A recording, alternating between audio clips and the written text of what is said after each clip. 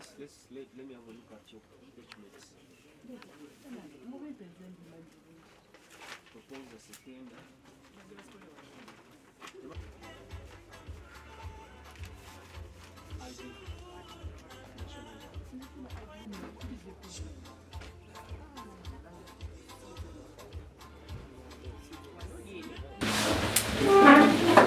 Declaration of nominated candidate. I, Muganzi Mark, as being returning officer, Mukono Electoral District, pursuant to the Parliamentary Elections Act of 177, declare Nabukera Hanifa Hussein duly nominated as a candidate to contest for election as Member of Parliament, Mukono Municipality Constituency, and Mukono District.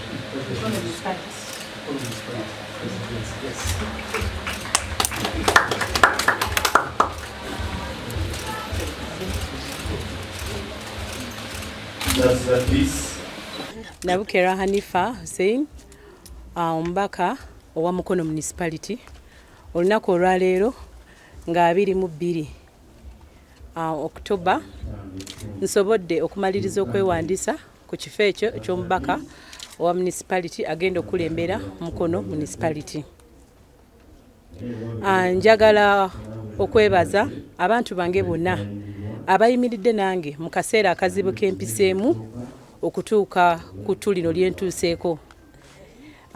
Neesimbyewo bwannamunigina ng'akabonero kange muzindalo ddoboozi ly'abantu. Era nga nalonze akabonero nga kyamazima emyaka gino ena gye mbadde nkulembera ng'omubaka omukyalo wa district. Nfubye okulaba nga ndi ddoboozi eri abantu wakati w'abantu ne palamenti oba wakati w'abantu n'ebigenda mu maaso wamu n'ebibafaako okulaba nti nno mbigonjoola.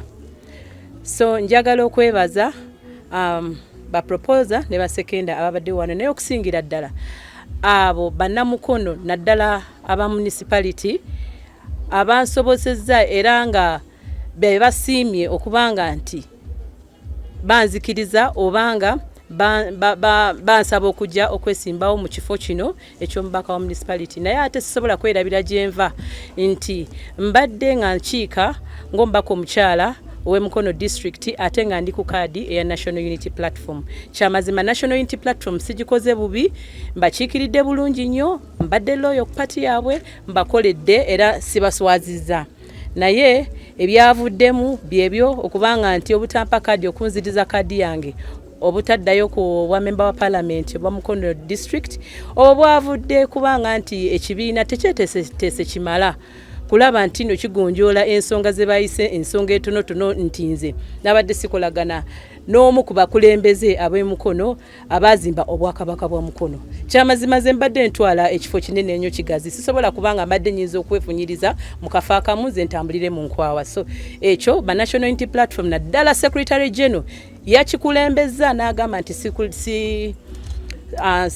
sikanya obanga sikwatagana n'abakulembeze kyekyo kyanzizizako kaadi naye kyamazima webabanga baali banoonya 60% nga National Unity Platform bwegamba kyamazima abantu babadde ngamba koledde ngera nsuubira ground nabadde njina 60% ate nga ne mu vetting nayo omukulembeze wa municipality eyazimba obwakabaka wano mu Mukono.